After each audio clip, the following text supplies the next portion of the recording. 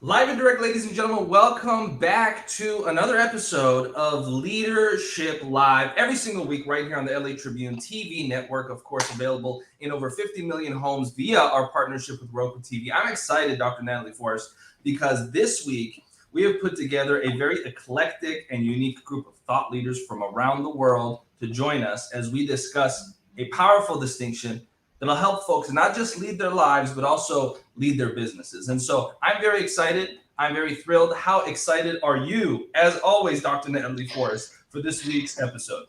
Well, I'm always excited, but since I had to miss last week, I'm just even more excited now. And I know who's in the green room. So I know this is going to be really, really interesting. Absolutely. And I'm very excited to bring in the guests so we can start talking about how to lead in chaotic times. Because look, Dr. Natalie Forrest, you and I both know that the last couple of years have been very challenging for a lot of people from around the world. And, I think Dr. Natalie Forrest may be so awestruck with my words that she had to momentarily step out. So let's go ahead and bring in the panel. And I'm going to get started. I wanted to get started with my dear friend David Fagan, but I don't think that would be appropriate. So let's go ahead and let the ladies speak first, and then we'll save David Fagan's words for last. I'm going to go ahead and start with Lisa Gar. And Lisa, thank you for being on the program. Of course, fans of Coast to Coast AM and fans of nationally syndicated radio shows know a lot about Lisa, so it's a pleasure to have you with us. And Lisa, when it comes to being a leader in chaotic times, when it comes to keeping your cool when things seem to be out of your control, when it comes to being blindsided in business and in life, what is it that you do to keep your cool, to maintain your inner zen, and to make the right decisions as a leader? Lisa Gar, floor is yours. Such a great question, because literally everyone I speak with on the radio, listeners that call in, are saying that exact thing. There's a massive pivot happening in their lives. There's huge disruption. There's a lot of loss, and loss from it could be a business, it could be a loved one. It's all the same kind of loss. It's that re-identifying with who am I now in this whole entire, business or family or location, even if you've had to relocate. And this is my perspective around leadership. And I was just having a conversation about this yesterday. Many people have had to take on their side hustles as their main, or do multiple jobs, or pivot within their own business. If you have been in a business or a corporation, or been an entrepreneur for a certain amount of time, you are a leader. You are a leader if you're a parent. You are a leader if you're a teacher. You are a leader in your life. This is the choice point that we're at right now, to be able to look at things from a leadership perspective. So if you're jumping into creating an online business, be a leader in it. If you're jumping into creating your side hustle and making that your main gig, be a leader in that. If you in the past have been a follower and have been that person who has waited for others to make the first move and not taken initiative first, this is a fresh restart for everyone to take that opportunity and say, I'm going to step in as a leader now, and I'm going to take this on and make this my own, or I'm going to take initiative within this company and start something new, or I'm going to change my perspective in my entrepreneurial gig and make that my main leadership position and take on a leadership role there. I just invite you into the conversation of not following, but leading. It's a new time. You have fresh starts, and to reframe the whole idea of pivoting into a fresh start. What if now you have a choice to go back to work or to start something new? You have a choice to create an online business while you're working from home. I mean, there's a lot of choice out there right now. So what if you take it on as a leader this time around, instead of maybe waiting for others to take initiative? You have absolutely nothing to lose. And there's so much information out there on leadership. And just to define, if someone's saying, well, what does that mean? What does that mean to take it on as a leader?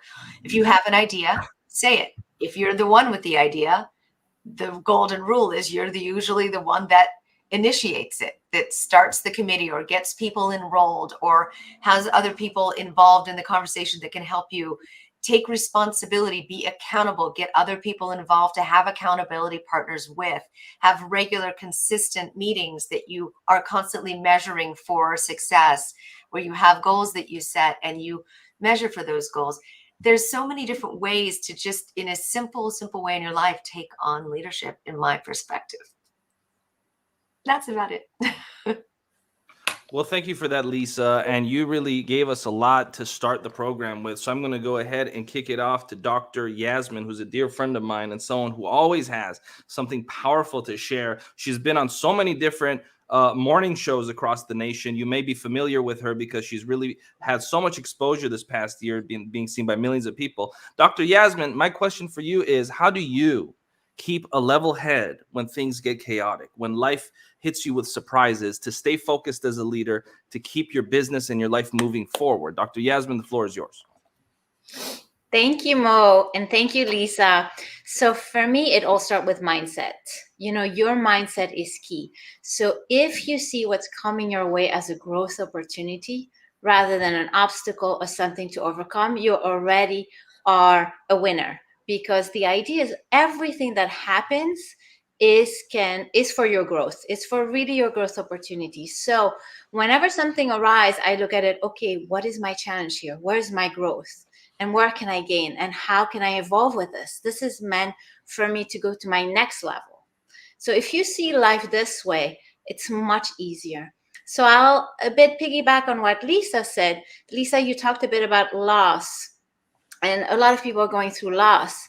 I more think about as transition, as opportunity for creativity, as new, because if you look at it from a loss perspective, it can be really overwhelming and you can really get lost. But if you look at it from a place of what am I here to create? What's my next? And so that would be the first place to start, mindset. The other piece really is about everything you create is a side product of you. So who are you? So I always look at myself, who are you? What is it I'm good at? Why do I do this? So the who, the why is very important as a grounding principle, so that as a leader, you can deal better with obstacles. You will know what to delegate, what to keep for yourself. So those are two big things. The third piece for me, and practically for me, energy practice is very big. I have a grounding technique and an energy practice that I practice every day to help me start the day fresh, start the day well, and to start leading mindfully, because I set the example for everybody around me.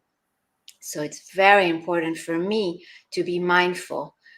What am I feeling? How am I feeling? Where am I at? Where do I need grounding? What do I need right now for me? And once I'm well taken care of, I can shine, I can help other. My cup is empty. And when it's empty, people can fill it. And at the end of the day, I'll empty it again. So those are my few tips. Back to you, Mo. Thank you so much. I appreciate it. And I see that Dr. Natalie Forrest is back. For those that don't know, Dr. Natalie Forrest is currently actually in Germany. And so I don't know, maybe that has something to do with the different internet. But with that being said, It's the energy. It's the energy. It is absolutely the energy. So let's go ahead and give the floor now to one of our regulars here at the LA Tribune, of course, Michelle McLean. She's sort of become like the Whoopi Goldberg if this was Hollywood Squares.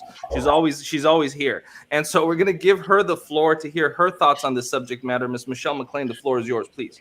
Thank you, Mo. Always a pleasure to be invited onto this show. I love what everyone has had to say so far, especially Dr. Yasmin. I do a very similar technique. I call it tracking, where I set my intention every single morning to just be with myself and get clarity.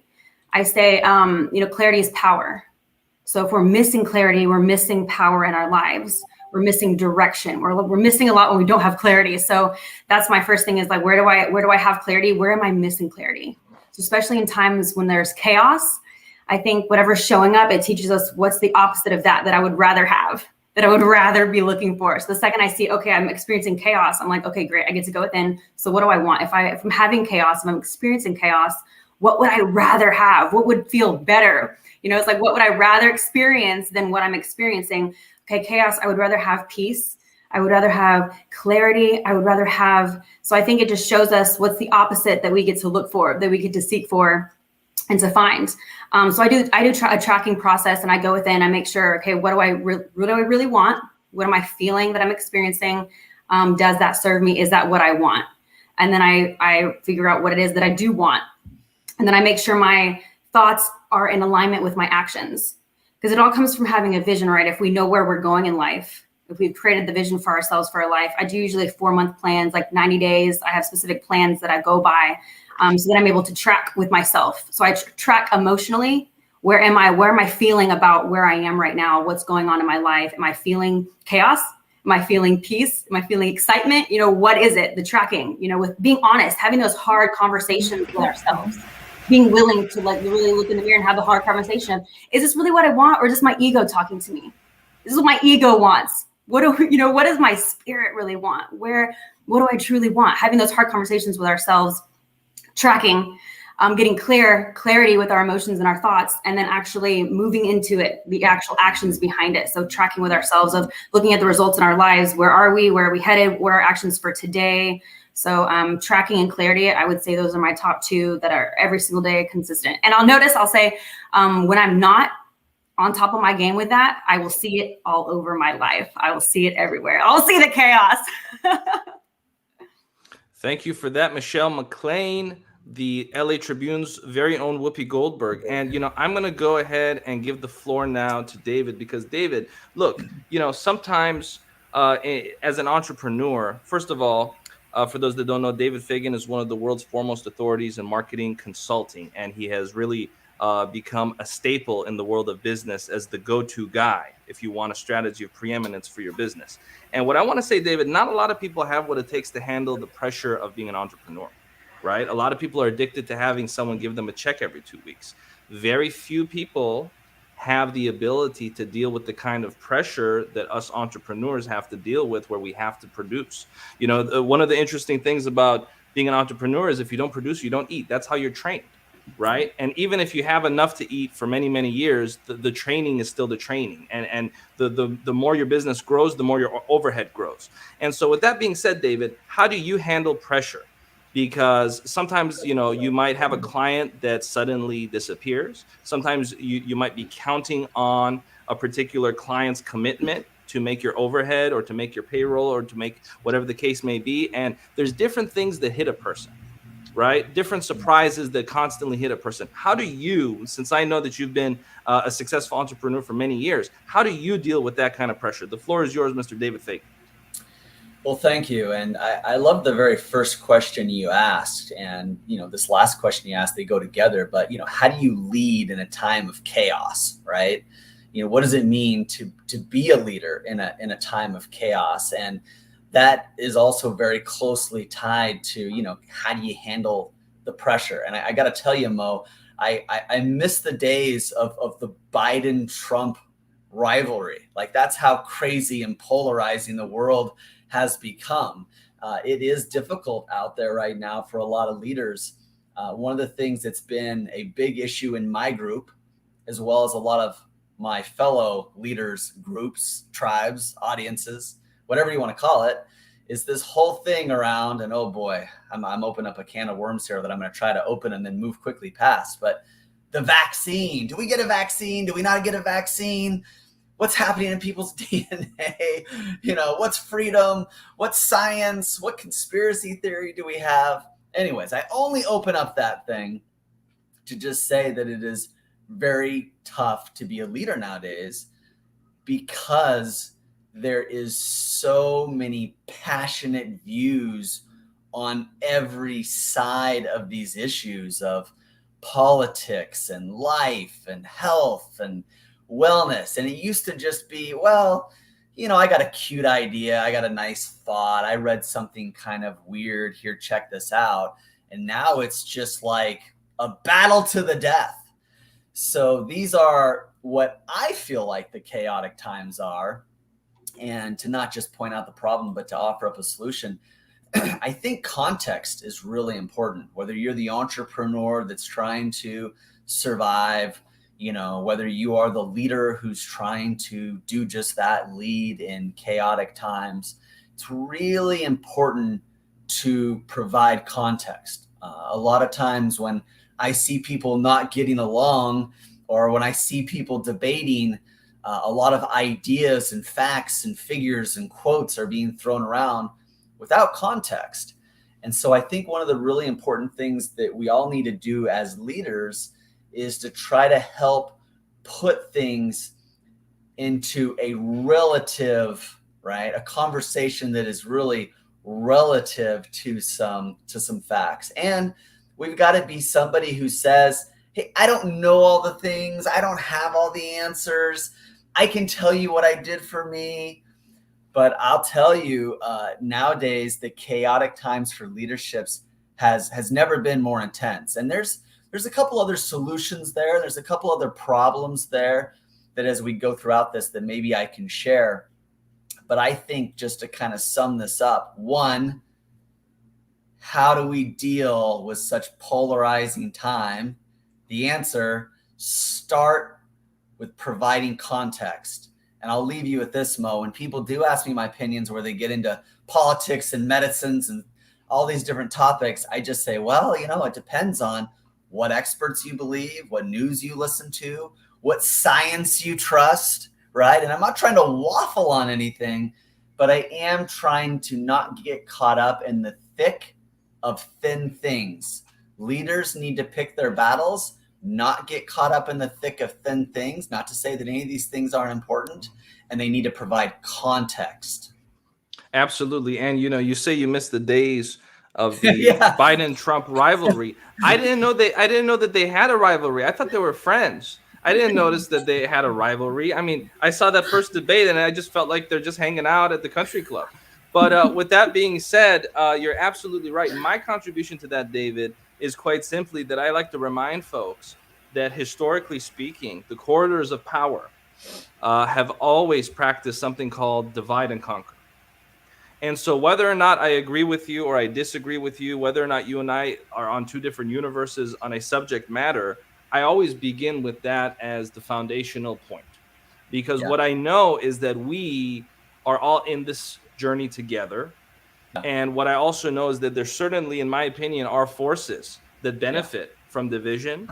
And there are forces that benefit from creating division. I mean, literally in the last couple of years, we have you mentioned something, and that is now a new way to divide people. I didn't even know that could have been a new way to divide people, right? And so there seems to be new ways introduced to the human consciousness on how to divide us. I didn't know there even was a category of do you have this or do you not have this until suddenly we became conditioned to accept this category. Yeah, well, that I literally preach being controversial. We get a lot of people in the media, Forbes, USA Today, Fox. I've been in the media a lot, and we preach controversy. Like, be controversial, right? Take that other side. But there's a new level, because it used to be, as leaders, we created groups, and whether you realized it or not, your group's kind of like you, right? You attract these people that have different parts like you.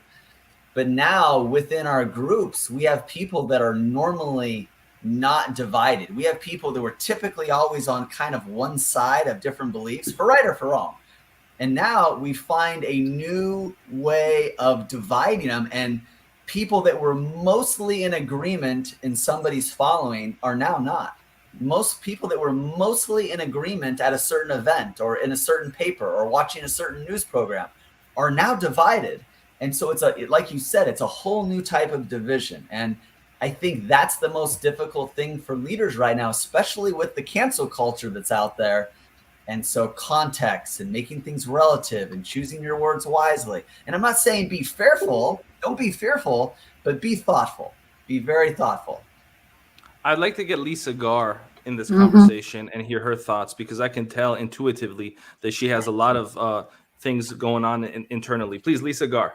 It's a fine line, David. I host, one of the shows I host is Coast to Coast, and you have the extreme right and the extreme left listening to the same show. And the idea for the host and myself and George Norrie and all of us that host the show, and he's the main host, is if we take sides, we're dead. And it will polarize 50%, of a 5 million person audience. And when you get that many people screaming at you on the lines, it is not a fun night. And so the idea that we usually go after is bringing out the views of everyone involved, the listeners, the guests that you're interviewing, and to explore the options and explore the possibilities without creating a I'm right, you're wrong polarization fight on the air. And it's a very delicate balance, but the way that I solve it is I am insatiably curious. I would love to know why do you think that? And what made you think that? And then what happened to you that made you think that? And then getting into that story. And I'm ultimately a story coach because that's what I do as a host. And I also am a story coach. Is I look at everyone's origin story and I say, well, why do you do the things you do? What is your origin story? And when you find that out, if you put it into the right context, like you said, from a place of, this is my origin story, this is what happened, these are the turning points and the events that have happened in my life that shaped who I am, that allowed me to make the decisions of who I am. Here's my healed perspective on it. This is what I learned. And I pull out the learnings and I extrapolate what the teachable moments are for others. And when you start to do that, when you start to turn your origin story into something that you can actually teach others, it becomes a purpose. And when you lean into that, that becomes a way of life. And you can take these completely polar opposite people, you can get into who they are, why they're doing what they're doing, find out what they both have to teach, and lean into purpose. And then you start to blend together the polarization, and you can coexist in the same room with two totally opposite people. And it's a delicate balance. It's a beautiful dance. And when it happens, it's just a kumbaya moment. But it is, I believe that's the way that I do it, is I just go after the human spirit. Thank you, Lisa. And what I'll add to that is, Lisa, I think that, first of all, I'm a huge fan of Coast to Coast AM, especially the late, great Art Bell. Yes. I think that in all seriousness, programs like Coast to Coast AM are very important for this country because it's one of the few places where true freedom of speech, true open-mindedness is actually encouraged. Right. I think that people sort of, the corridors of power, if you will, sort of turn a blind eye because there's a whole host and a whole myriad of very fascinating subject matters that are on that program. So people are just kind of like, oh, well, that's the show that talks about aliens. So Who cares what they say? But actually, that's probably one of the few, if not the only program that has that reach where some truths can slip through the cracks that you can't hear anywhere else. They do. They do. And so the work of Coast to Coast AM is vitally important. And the work that you do is vitally important. And Coast to Coast AM is special because of that. So I hope that it never changes. I hope that the vision that Art Bell had never gets compromised. I hope that the vision that Art Bell had never gets minimized. And that same rebellious spirit and open-mindedness spirit of Art Bell specifically is always emphasized, because otherwise it's not Coast to Coast AM. Right.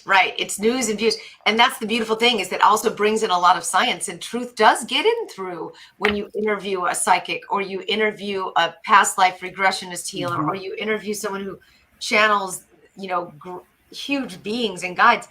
A lot of truth comes through, and that's why people keep listening, because it hits them in that place of a truth ring. And that is also a muscle to exercise.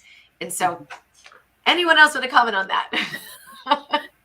I would like to jump in, but I'd also like to ask Jasmine and Michelle, because I think what stands out to me is that we're really talking about respect, and it keeps coming up when we talk about leadership.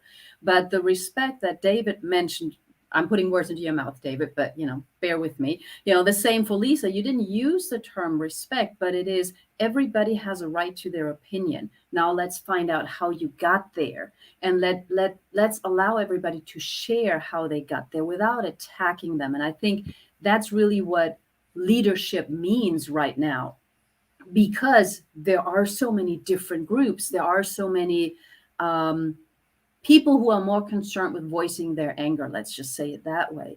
And so it seems to me that it's about respect, saying, whether I believe in psychics or not, whether I believe in science or not, everybody has a right to be here. Yeah. And the leadership, I think, that we show and that you all show every single day is you respect the other as an individual. And I think that makes it so important. But Dr. Jasmine, you were going to say something as well just a second ago. I love what you said, Natalie. It is very much in line of what I wanted to share. Is the idea that, Lisa, I love your idea of curiosity, because curiosity really means I'm curious about your opinion. Your opinion is valid, and I want to understand it deeper. And I want to understand deeper who you are, what you're saying. And I love when you said, at the end of the day, it's connecting to their spirit. It's really connecting to the essence of a person and understanding where they're coming from. And so I think as leaders, I think that's what we need to do. Like, I know in my group practice, I learned very well to understand, okay, you're thinking this way. There must be a reason. Let me figure it out. How come you're thinking this? Maybe there's something for me to learn. Maybe there's something for you to learn, but let's figure it out together. So those 2 points, and Natalie, the idea of respect, they all come together. So totally in line with you ladies and you, David. Absolutely. And I know Michelle also has something to say. I also wanted to point out the other piece that David mentioned, which is be honest, right? If you don't know the answer, that's something I learned, as a teacher years ago, that I have my field of specialty. I can't know everything. So why pretend? Just say, I don't know, but I'll find out. And I think that's where we respect each other. And I think that's where Ori Spado, of course, is in the room as well, also mentions, honor, respect, and loyalty. So Michelle, I know you think highly of respect as well. What are your thoughts on Yes. this? Oh, this has been such a good conversation. What's come up for me is non-judgment. A lot of times, especially if you come from a religious background like I did, we were trained to make everyone wrong if they didn't have our viewpoint. But what that taught me was that we were so closed-minded that it was like, maybe you have a viewpoint, a perspective that I can try on that may work better for my life, that may give me a sense of joy, a sense of freedom, or a sense of security, whatever it is I'm looking for. But so now I'm open-minded that I'm like, I want to try on different perspectives. I want that. I want growth. I don't want to be in a box where I have to think a certain way. So for me, I see it very differently of like, okay, well, how can I come from a place of non-judgment and instead trying on, does this work for my life? So like, let's say one of you give me a perspective. I will take it in and be like, okay, well, let me try this on.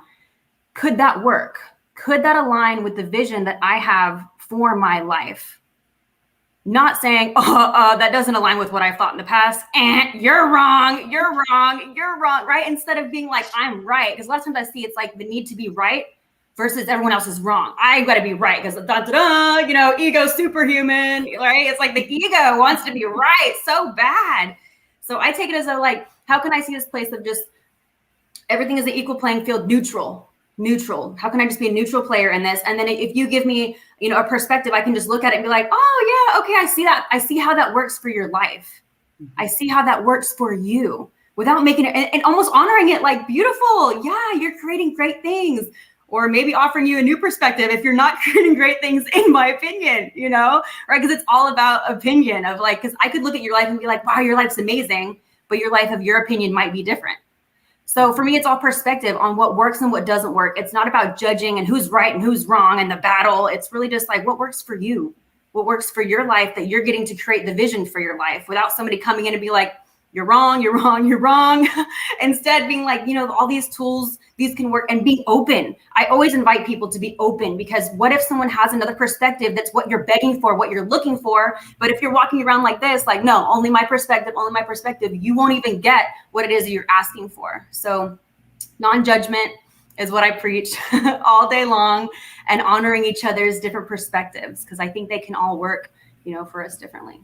So. Something just came to my mind while Michelle was talking, and this may be completely off, but to me, thinking about dinner, okay, or going to a restaurant is already a sign of openness. What are you willing to try? And I know it's like a minute little thing, but are you always ordering the same thing? Or are you actually trying out what everybody else has? And then you can say, no, I don't like it, but you're not judging it without trying it, right? So, I mean, I know that's a little example, but it comes to mind because it can be seen in those little things, whether or not you're open-minded. You always take the same way to work or not, to a meeting or not. But something else came to my mind, and that, sorry, I'm coming out of left field today. So we're talking about leadership, we're talking about divide and conquer, and Lisa brought up the word curiosity, which I agree with everybody is the perfect idea. Then why, I have a thought on this, but I won't say, why do we say curiosity killed the cat? Why are we labeling curiosity as something negative? Lisa, you got some thoughts on that? I really understand what you're saying, and I'm not a big fan of killing cats. So, but you know what? I wanted to say something around this whole idea of leadership, and it also could involve curiosity, is the concept of shared leadership. And I think that's really what we're moving more towards these days, is a collective leadership where you're in taking in the opinions of others. Even if you might have the name of president, you still can bring in the opinions of others, have different co-ops that have different initiatives that they start that have power.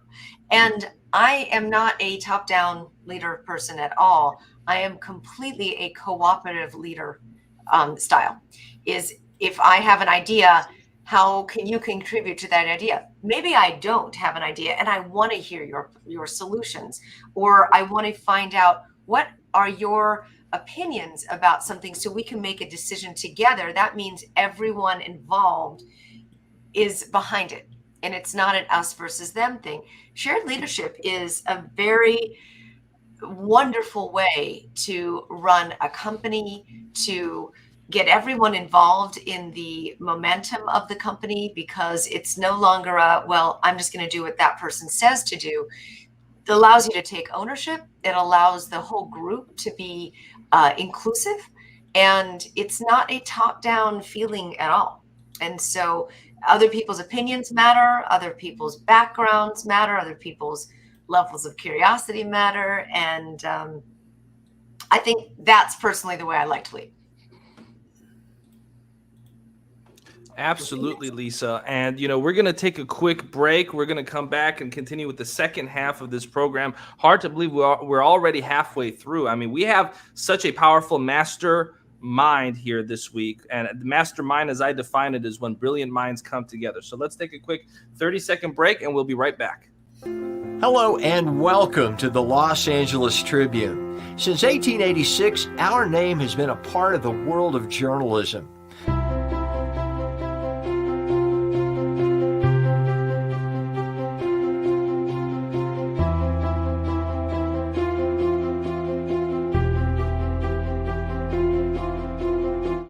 We've earned a reputation for being a publication that practices integrity, authenticity, and responsibility.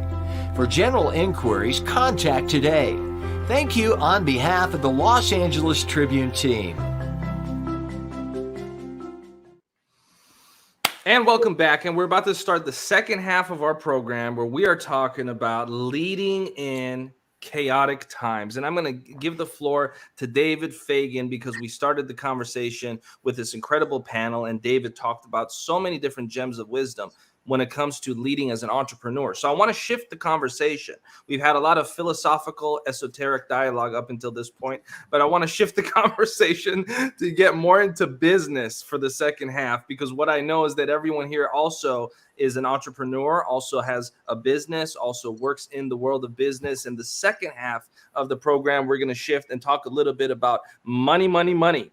And so what we're going to do, and obviously generating value and all of the beautiful things that come with business. And so with that being said, David, let's go back, because I know a lot of entrepreneurs are going to be listening to this after the fact, if they're not watching live, whether it's on Roku TV, whether it's weeks, months, years from now, the nature of the content that we produce is it floats around in the ether of the internet, and we get messages and people sending me stuff. I'm like, wow, I don't even remember doing that 3 years ago. But thank you for the comment and the compliment. And so these programs, you'd be surprised how many people and how many different from how many different countries talk about these things for years from now.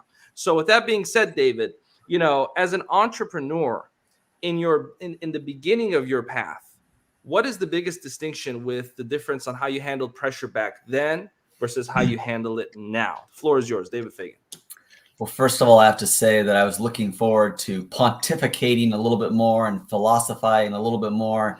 All this, I don't know why you want to go and inject money into this conversation and just ruin the whole thing. But yeah, you know, there are a lot of little lies we tell ourselves in business and money. One of my favorites is, oh, this will pay for itself, right? How many purchases have I made early on in my oh, I have to have a $27,000 copier in my office. This thing will pay for itself.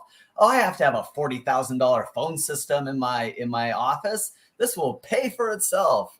Oh, I've got to be on. I've got to hire. This will pay for itself. Boy, is that a lie that I do not tell myself anymore. Here's another little lie that I think a lot of people have out there. My time is so valuable. Oh my goodness, it's so valuable. Well, yeah, sure. It's valuable because it's your time and you're never going to get it back. But this idea that, yeah, my time is worth $5,000 an hour. My time is worth $2,000 an hour.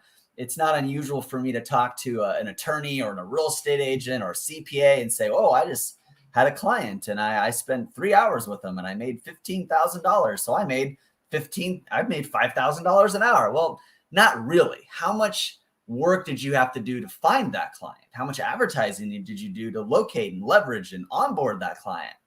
You know, it's just not entirely what we think it was. Now, I don't want to be a downer here. I just kind of want to give some tough love and kind of shake the shoulders a little bit. And, you know, maybe we need to ask ourselves, you know, what are some of the little lies that we tell ourselves? And by the way, all these things I'm telling you are things that I've told myself. And so how I've rectified that, Mo, you know, how I've kind of tried to change the way that I've done business is really break things up more into direct money-making activities and indirect money-making activities. And I have broken it down in different industries. Like if you're a speaker, author, expert, there's basically 8 ways that you can make money. And I won't go into all of them now, but I've never over the last decade had someone prove me wrong that there was another way beyond these 8 ways. So there's 8 ways to do that. And there, you know, there's a handful of ways to go out and find those people and to get in those types of conversations. And, you know, I'll kind of leave you with this Mo, because there's so much that can be discussed here. And that is that here is one truth you have to embrace on the other side of the little lies we tell ourselves. Either you have to be the rainmaker in your organization, making sales, that dirty word, or you've got to hire somebody inside your organization to make those sales. Now, I don't like to say marketing and sales. I like to say attraction and enrollment. That's just my, you know, fluffy way of California talking. But, you know, I like attraction and enrollment more than marketing and sales. But somebody has to do that. And if the little lie you're telling yourself is that if you just keep being a good person and you just keep showing up and you just keep sharing your talents for the world to see, that someday someone's going to just find you and discover you and, you know, put you out there in for the whole world to see, and that the money is just going to flow endlessly. That's another little lie you're telling yourself. So nowadays, being an entrepreneur means, where's the money going to come from? How am I going to get it? What are the things that I'm doing and saying to myself that might feel good, but maybe really aren't all that true? You're absolutely right, David. And, you know, talking about, oh, one day someone's going to discover me, etc. I'm really lucky in the sense that I actually started my professional career in the music industry. That's where I earned my business stripes. And what I learned very quickly is that there's a lot of that Pollyanna naivete mindset where people in the music industry specifically, it took me just a matter of months for me to learn that lesson, because everywhere you go, you see it. Everyone in that business thinks that magically they're going to run into the right agent, the right manager. Magically, that demo tape is going to be discovered by the right person, and every single thing will just come true. And they just have this very Pollyanna approach to business. And so that is true for any industry. If you're a speaker, there's not going to be a moment where a magic situation is going to happen where suddenly you're going to be catapulted. You do need to be aware of certain opportunities that present themselves. You do need to make strategic alliances and be smart. For instance, we have an event that David Fagan is one of the producers of. Dr. Natalie Forrest is also one of the producers of, that we're doing with Bob Proctor. And so, while I'm not in control of who speaks and who doesn't speak, I know the person that is. So if you're an aspiring speaker and you want to get on stage with Bob Proctor, you can contact us and I'll send you to the right people. See, like right now, there's an opportunity. If you're an aspiring speaker, how many chances do you have to be on the same panel with these living legends? But with that being said, I want to now give the floor to Dr. Natalie Forrest. Before I do that, Dr. Yasmin, what are your thoughts on this conversation so far? We haven't heard from you for a while. Then I'm going to step back and let Natalie run the rest of the show. Yasmin, please, your thoughts, and then Natalie will navigate from here. Yasmin. Thank you so much, Mo. I love what you said, David, and I would like to expand it to the idea of balance. Because you have a lot of people who are actually doing exactly what you're saying, but they're missing the other side.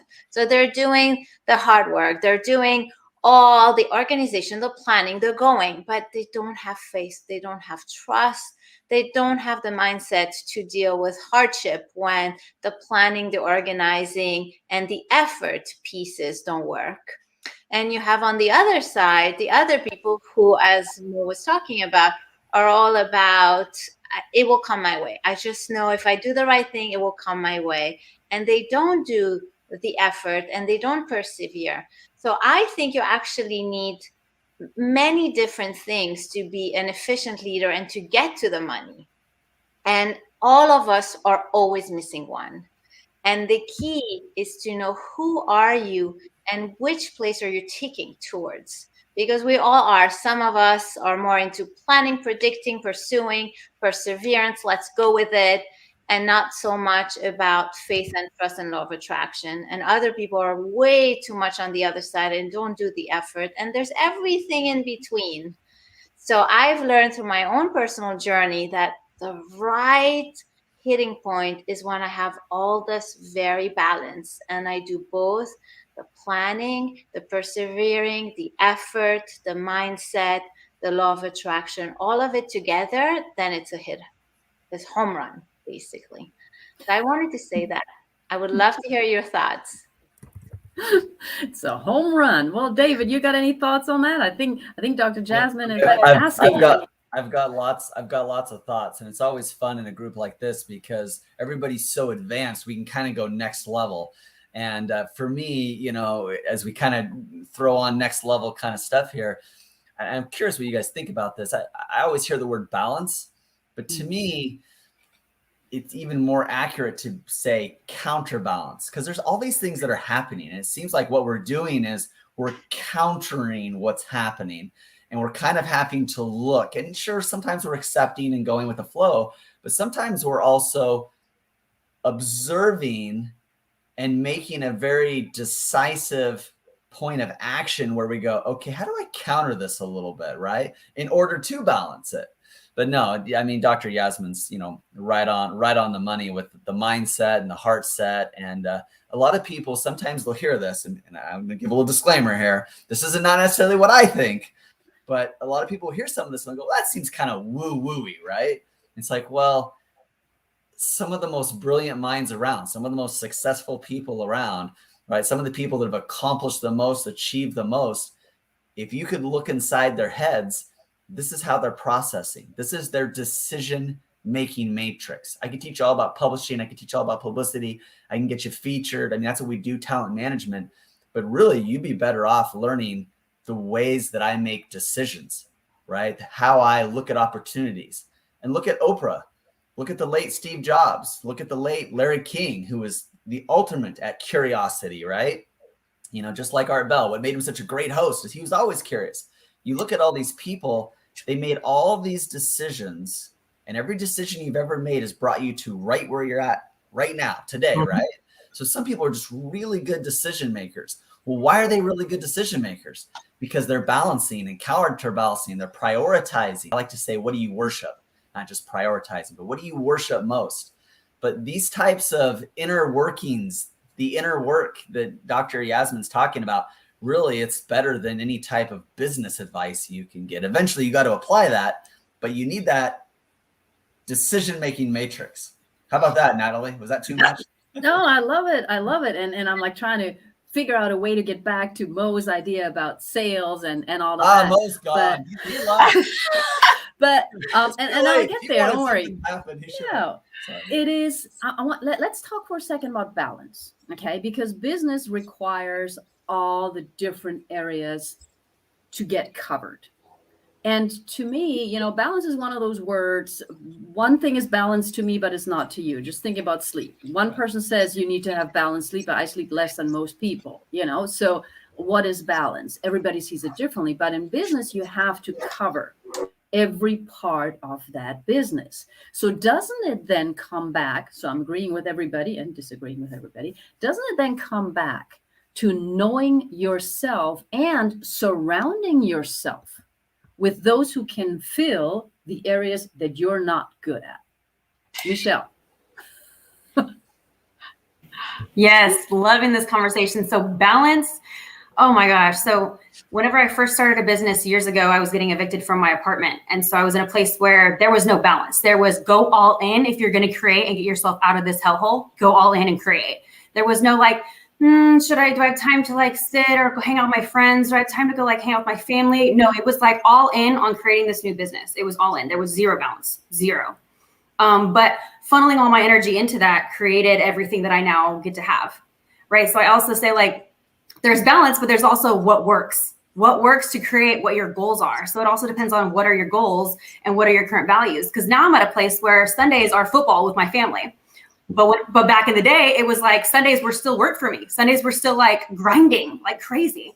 So I think it also matters where you are, what your vision, where you currently are, and then what will work. Because hanging out with friends, right, working in relationships wasn't going to work to keep me from getting evicted from my apartment, right? What was going to work was massive action and work, grind. That's what built my business.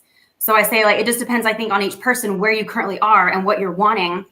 Now I am seeking balance. Now I have created a business, right? So now I'm okay, relationships, I want to function. So I journal in, when am I going to spend time with some friends that I care to build that relationship? Okay, Sundays are Packer games with the family, making sure I have that time in, and that it's not just I have massive success and then emptiness in all of these other categories, because my values say I get to have my family that works. I get to have those deeply connected, grounding relationships. These certain other friendships, they get to work. So I get to invest time here. So for me, I think it comes down to values and just seeing what works with where you currently are, that there is no right or wrong, right? We talked about non-judgment, not making yourself or other people wrong or right, but just, does this work? Does this work for my life and what I'm currently after, what my visions are, what my goals are? Yeah. It's about balance. Okay. I would love to chime in here about the entrepreneurial spirit, because it is, if anyone who's an entrepreneur understands that Mondays are your executive function days.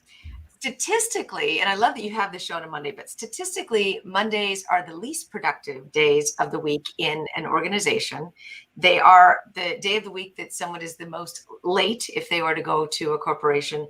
And they, unfortunately, are the highest suicide days of the week, because there is such a need to, highest rate of depression on Mondays as well, because there's this need as an entrepreneur to pick yourself up every Monday, to have your executive meeting with all of the parts of your business. And there's a difference between working on your business and in your business, a big distinction there. But to say, okay, where am I with sales? Where am I with projects? Where am I with development, with business development and so forth? And you have to really take an accounting of yourself on Mondays and be your own leader. Be your own self-starter. That is the number one ingredient of an entrepreneur, in my opinion, is you have to be a self-starter. You have to be that one that's going to motivate yourself every Monday morning to pick it up and run with it. or to start this project, or hold up, keep that relationship going, or continue this conversation and nurture. Sometimes I find myself being a professional correspondence person, professional emailer, anybody else a professional emailer? Oh my goodness. It's like constant, but it's great because it's a way for you to understand that you have that CEO of your own space, for you to be able to self-start yourself on Mondays, to get your week in order. And also, I understand the concept of exercising your strengths and hiring your weaknesses. I'm hiring accountants. I'm hiring someone to do QuickBooks. I'm hiring those to cut checks and to pay bills, because I know that those are not my strengths. My strengths are more on the creative side, yet the financial and everything that you're talking about, David, is highly, highly important, very important to me. But I also don't want to spend my hours doing that. I'm going to hire my strengths, and I'm going to hire my weaknesses and exercise my strengths.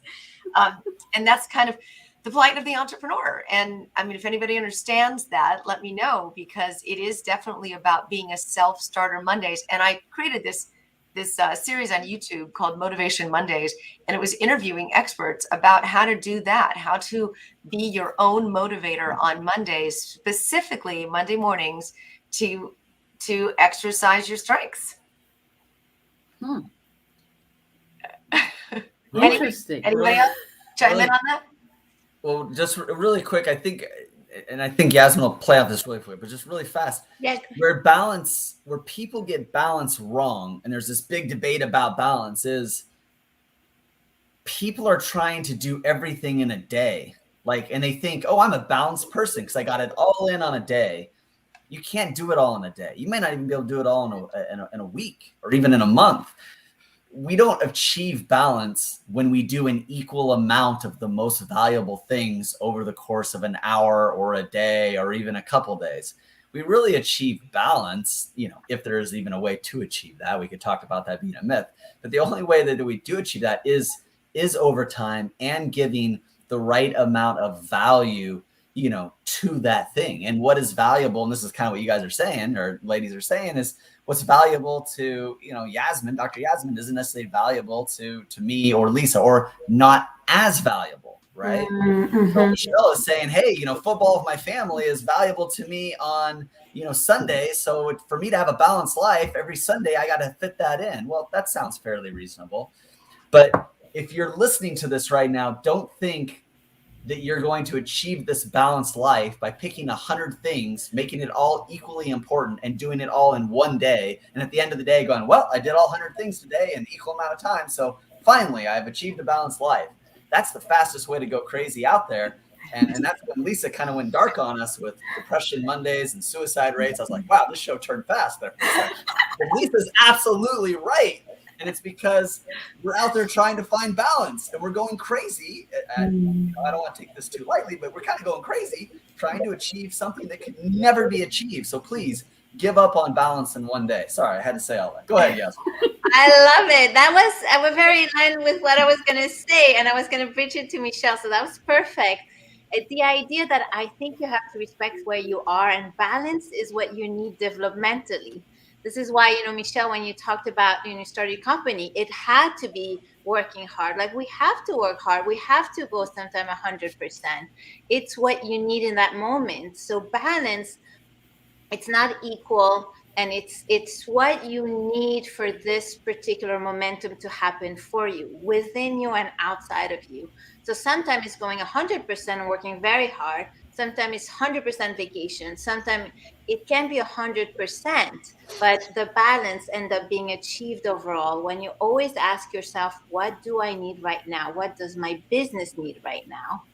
And to bridge it to what Dr. Natalie said before about, do we need people to help us with our weakness? I think the trick is to stretch yourself a little bit, because that's where you grow.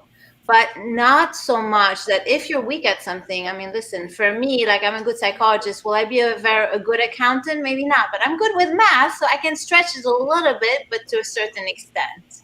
So that's the idea, I think. Stretch yourself. We're here to grow, but also surround yourself with support. And we are heading into the last few minutes of the program, and I couldn't help myself. This conversation is so powerful. I'll just contribute this when it comes to the conversation of balance, whether we're talking about our lives mentally, relationally, physically, financially, or spiritually. What I would encourage folks to do is to not look at it in terms of balance, because balancing these 5 things is an impossibility. And if somebody finds a way to balance all 5 of these things equally, they might be pathological. And so what I would encourage folks to do is to look at it from a different word, from a different perspective, and that's harmony. Sort of like a symphony, sort of like creating music, sort of like creating art. If all 5 of these categories are harmonious and you feel the harmony from within, then you're on the right track. And for some people, it looks very different than it does for others.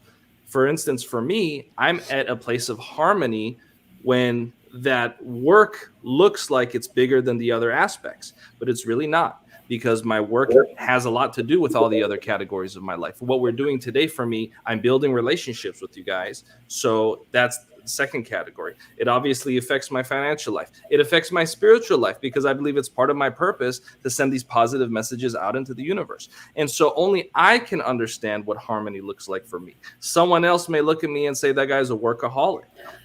But when I explain, no, I'm not just working like a maniac. It's actually spiritual for me. It's actually relationally for me. It's actually giving me peace of mind. And so the point is, we decide what it is for us, right? Not society, not allowing other people to dictate what a harmonious life looks like for us, not letting other people dictate what fulfillment looks like for us. And, sadly, we live in a world where people are looking for things externally, right? And, so that's my message, is to remember what the ancient Greeks used to say when they said, know thyself.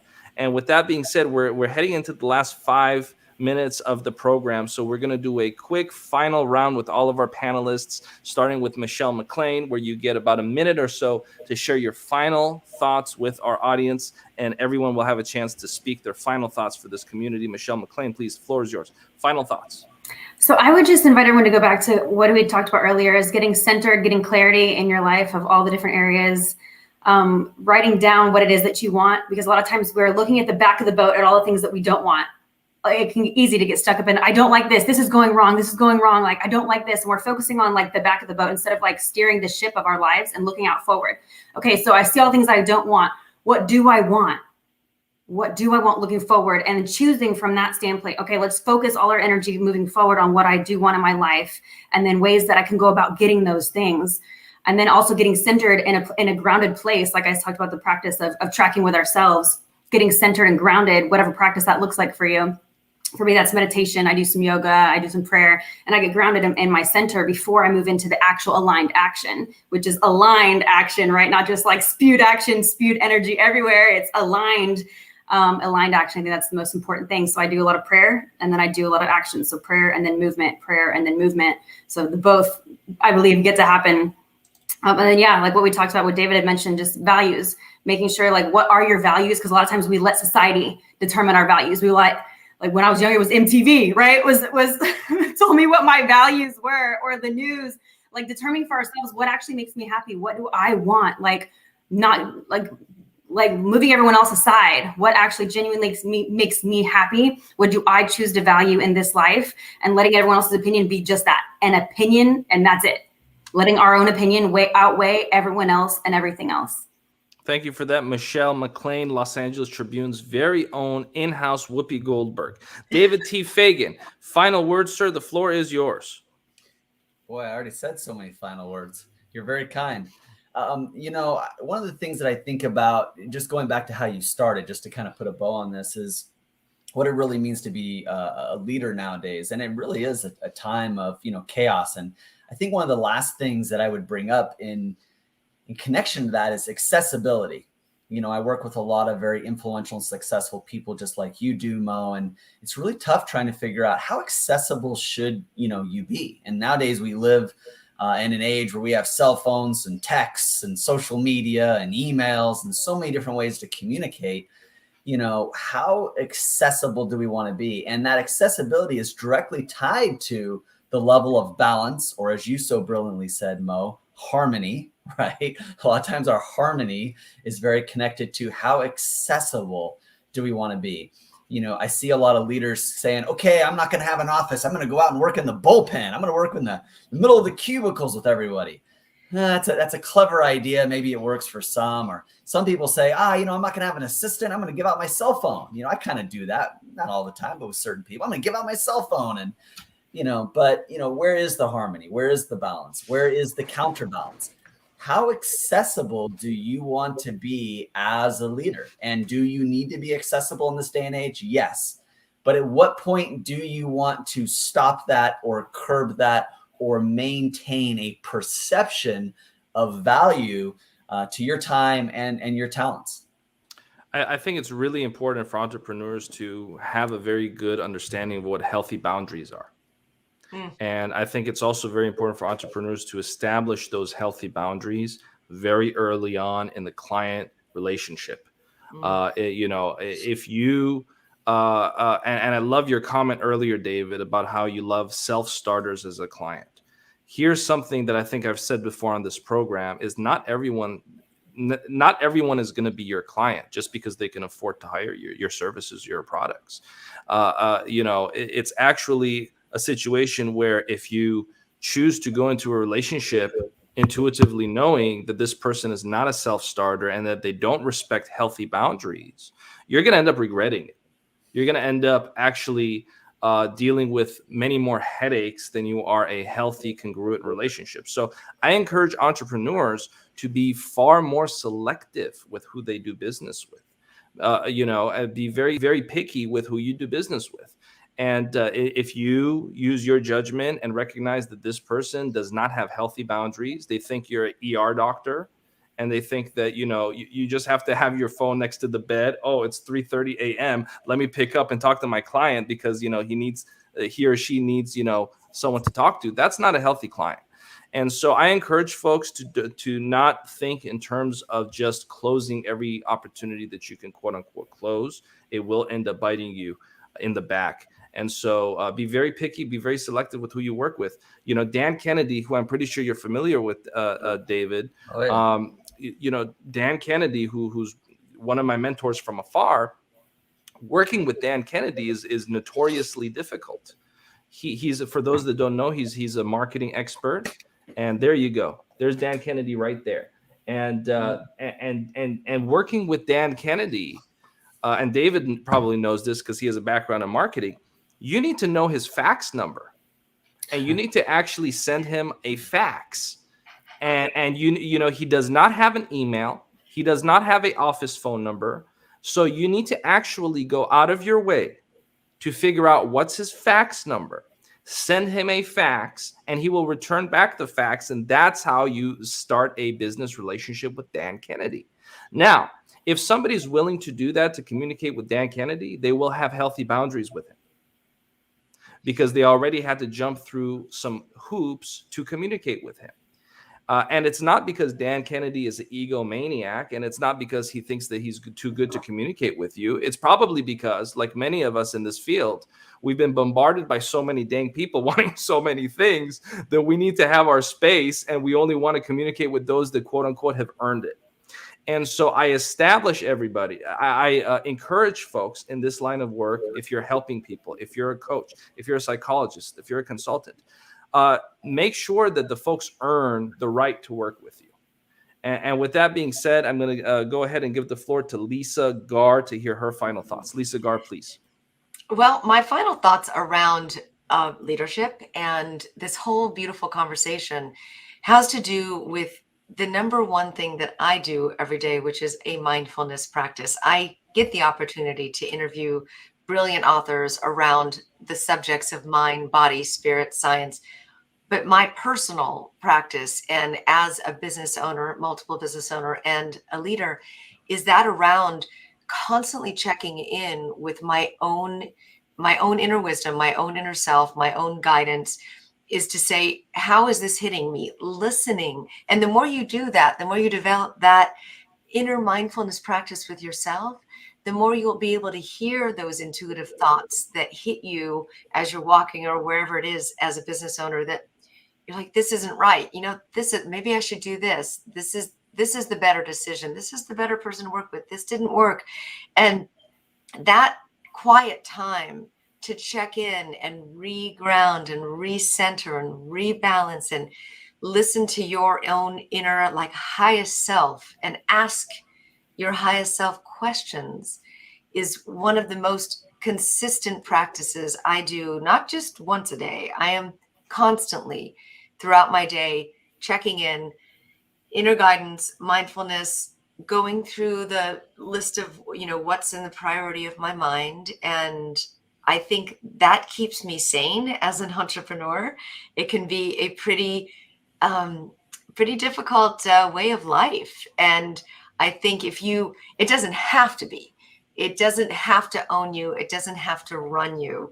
You have the option to be able to be your own innermost leader, innermost guide, and use your intuition to follow your gut and your instincts as to what can work for you as a leader, as a business owner, as a co-leader, and everywhere in your life. I just think that that's a very important piece. Very important piece. Thank you so much, Lisa. Dr. Yasmin, final words. Floor is yours. First of all, I really enjoyed this conversation. And if people could listen to it again, there's been nuggets of gold shared here. So, please, I encourage everybody to listen to it again. My last nugget of gold is this idea of clarity that we talked about. And to expand what Lisa said is exactly that you want to have clarity about your purpose, your intention, and how you're going to get there. And what do you need to counterbalance where you're at? So taking everything we talked about and putting it together, you want to have a clarity of thought, clarity of technique, clarity of message, clarity of delivery, and clarity of self. And with that, you can move forward. Thank you so much, everyone. Thank you so much, Dr. Yasmin, and I appreciate Rex Sykes in the virtual auditorium pointing out all of the other wonderful programs we have here on the LA Tribune TV Network. Of course, we have so many different programs that all fall into the niche of leadership, because that's what we're all about here. We are the TV network that produces content for leaders, by leaders, of leaders. And with that, Dr. Natalie Forrest, I want to give you the final words. My lovely co-host, I'm so sorry for being a little my usual self, Dr. Natalie, and hopefully you chimed in when you wanted to, but let's give you the final floor as well, because I'm excited to hear what you have to say, Dr. Natalie Forrest. Well, remember, Mo, it's all about harmony. I think there's harmony in the way that we run our shows. But I think the things that speak to me the most is when I think about entrepreneurs and my own journey as an entrepreneur, don't look for the shiny objects. And this is nothing new, but it is what very often people tend to believe, especially in the era of social media. I mean, there's so much out there that is not quite true, which is why a show like we have, where everybody's shared, we all have strength, we all have weaknesses. We're human, and there is no overnight success. I mean, David mentioned it, Lisa mentioned it, Michelle, Dr. Jasmine, is that you have to work on it. You have to consistently pick yourself up and create a network that supports you, because as much as I believe entrepreneurs are self-starters, there are also days when we don't want to self-start. There are days when we want to pick up the phone and say, I just don't feel like it. And then we need to have the support network that says, well, you might not want to right now, but start with something small. And I think the other piece is the leadership of self also requires non-judgment of ourselves and respecting ourselves. So there are days when I don't get everything done that's on my agenda. And that's because I want harmony in my life too, which means I want to be out in nature. I do want to spend time with my family and all of that.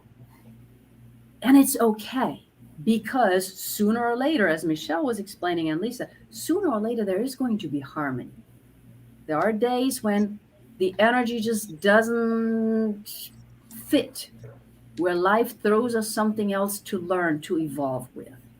And I'm always grateful for everything. So get your support network. Don't believe everything that you say. And listen to these folks who open and honestly share that there are good days, there are great days, and there are days where we all need a little bit extra support.